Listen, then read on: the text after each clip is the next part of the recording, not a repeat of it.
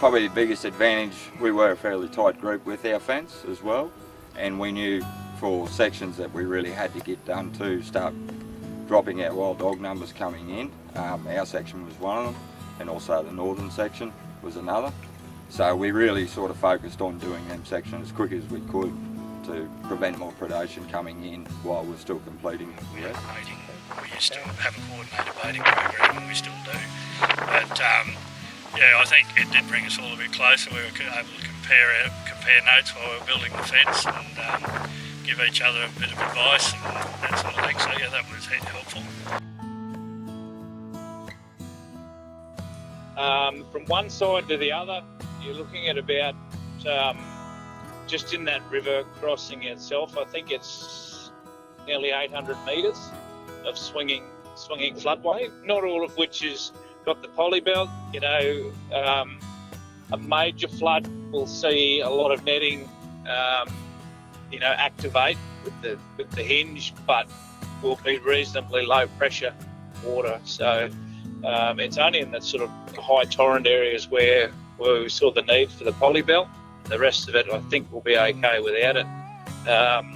So that river crossing itself is about 800 metres, and it's one of 7 actual floodways in our 50 kilometres of exclusion fence.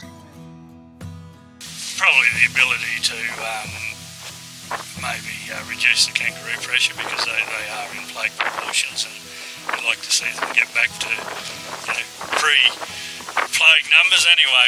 We don't want to eradicate them all, but we certainly want to try and just get them back to a manageable level. Predation attacks, yeah, are very minimal now.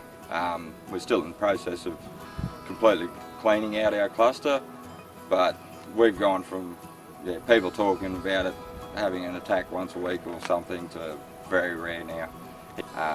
We still do have a solid baiting program, so even down to losses of lamb numbers with foxes, etc., has just dropped dramatically.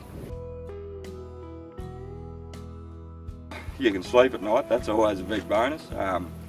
Yeah, look, I think even with the little amount of rain we've had, it's probably helped with the stress, but to be completely honest, look, after the completion of the fence, yeah, the stress level was just completely different, especially once we'd done our first run through with trapping and got the bulk of our numbers out.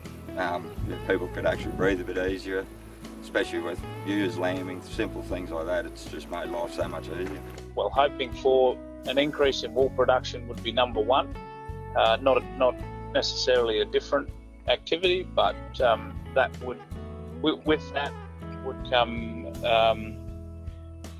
I think we would be able to run our enterprise a little bit differently. If we could breed more animals, we'd be able to, you know, cull more selectively for our ewe breeding flock rather than trying to hang on to everything.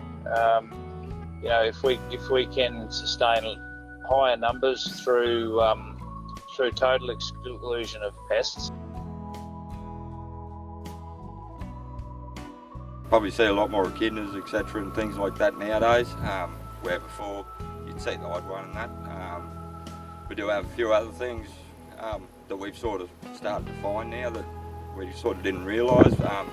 We had simple things like roofless baton, things like that we've never had in this country that all of a sudden we've discovered are here.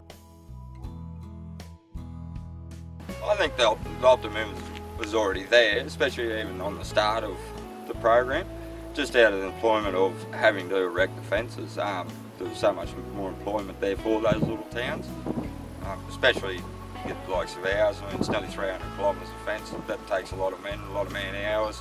So job-wise, there was jobs already created as soon as we were approved. So that gave little towns and things the optimism that these could really turn things around. Look, the confidence is there.